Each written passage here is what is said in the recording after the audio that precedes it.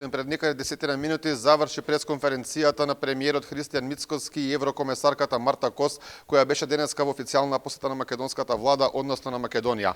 Упатена беше пораката дека Македонија одлично работи својата работа во однос на реформската агенда, дека е исполнето 90% од она кое што го има Македонија досега како обврска, а дека единствен закон кој што се уште не е донесен, односно реформа која што ја бара Европската унија како дел од планот за раст, е изборниот законник за кој беше повикано да има консензус меѓу сите политички партии, со што Македонија максимално во досегашниот дел би исполнила реформската агенда. Сепак беше споменато и она кое што Македонија го има како проблем минативе 4 години, односно она кое што го прифатија претходната власт предводена од СДСМ и ДУИ, кога станува збор за европскиот пат на Македонија, односно бугарските уцени и условувања кои што беа прифатени со францускиот предлог, кои сега стана европски услови на патот на Македонија кон Европската унија.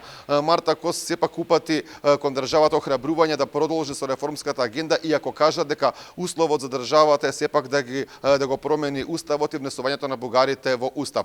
Кажа дека државата колку повеќе ги спроведува реформите, ќе добие толку повеќе пари од Европската унија предвидени според планот за раст. Да ја слушнеме изјавата на Кос на оваа тема. Може да дојдете до врвот само затоа што ги испорачувате очекувањата и навистина сум среќна што можам да ве уверам дека вашата земја се наоѓа токму во таа група. Кога зборувам за реформите, би сакала да подвлечам дека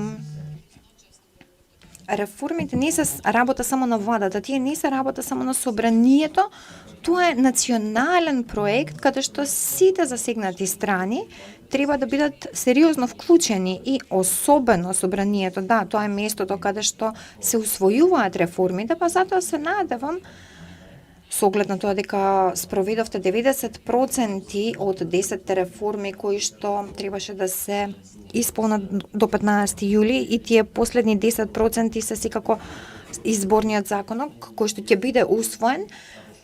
И тука ги повикувам сите страни за заеднички меѓупартиски консензус.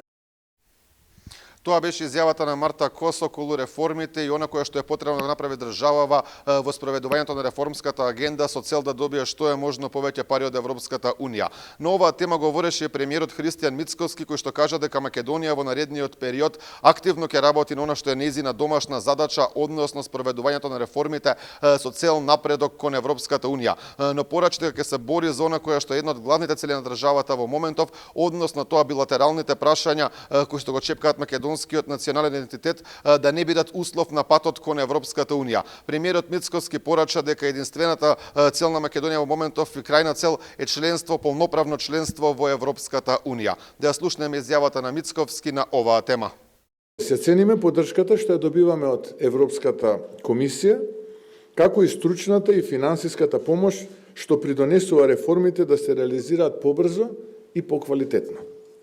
Истовремено очекуваме европската интеграција да остане процес кој се темели на јасни критериуми, на вредности и на исполнување на реформските обврски, а не процес кој ќе биде оптоварен со билатерални прашања што создаваат неизвестност и фрустрација кај македонските граѓани. Граѓаните со години покажуваат јасна определба за европската идеја. Во тој период беа донесени тешки одлуки, беа превземени сериозни обврски и беа направени значајни чекори со уверување дека секој исполнет критериум ќе биде вреднуван на објективен и предвидлив начин. Затоа денес е важно да постои доверба дека процесот ќе продолжи според истите правила што важат и за сите други кандидати и за сите држави кои што биле кандидати. Сите знаеме дека во моментов единствен услов Македонија да исполни целосно реформската агенда до овој момент е да се донесе изборниот законник во собранието, кој што во моментов е блокиран од опозицијските СДСМ и Левица. Премиерот Мицкоски кажа дека тие на овој начин прават еден вид циркус во собранието, бидејќи претходно и двете партии учествуваа во работната група која што неколку месеци го подготвуваше овој предлог закон, велејќи дека немале никакви забелешки и дека овој текст бил согласен со тоа кое што го предложил, кое што го прифатил прифатиле сите партии. Откако тој влегол во собраниска процедура, започнале блокадите од страна на опозицијските партии. Тој кажа дека и вчера разговарале, дека се подготвени да прифатат се што ќе понудат опозицијските партии, нормално со препораките кои што се на ОПСЕ и ОДИХР, но и да гласа дијаспората македонска, како што бара владачката ВМРО ДПМН, односно власта во собранието. Да ја слушнеме изјавата на Мицковски на оваа тема. И едните и другите на отворена сцена се обидуваат од ова да направат естрада. Мене тоа не ми се допаѓа, бидејќи како што слушнавте и од незината екселенција комесарката Кос, 9 од 10 кои што се во грејс период, ние ги имаме завршено, не останува уште овој изборен законник. И затоа, на вчерашната координација во парламентот, нашиот став беше јасен. А ставот беше следен. Договорете се вие во опозицијата. Направете текст. И тоа што ќе се договорите, ние ќе го прифатиме. Тоа беше изјавата на премиерот Христијан Мицковски околу она кое што треба се постигне како консензус во собранието во однос на изборниот законник, консензус кој што го побара тука денеска и еврокомесарката Марта Кос, која што кажа само со тоа што Македонија ќе го донесе новиот изборен законник, кој што е еден од оние кои што се клучни во реформската агенда, ќе добие 4 милиони евра од целиот пакет за Македонија кој што е предвиден, односно кој што чини 750 милиони евра, доколку Македонија ги исполни сите реформи кои што ги бара Европската Унија согласно планот за раст. Да ја слушнеме изјавата на Кос тука на оваа тема.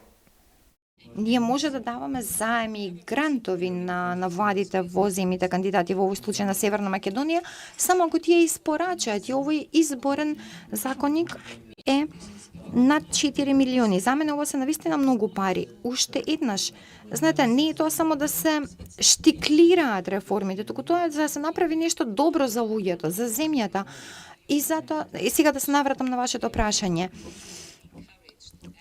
Охрабрени сме и навистина среќни во Брисел, ако можам така да кажам, што Северна Македонија навистина направи еден ваков скок на првите позиции кога станува збор за спроведувањето на реформите во планот за раст.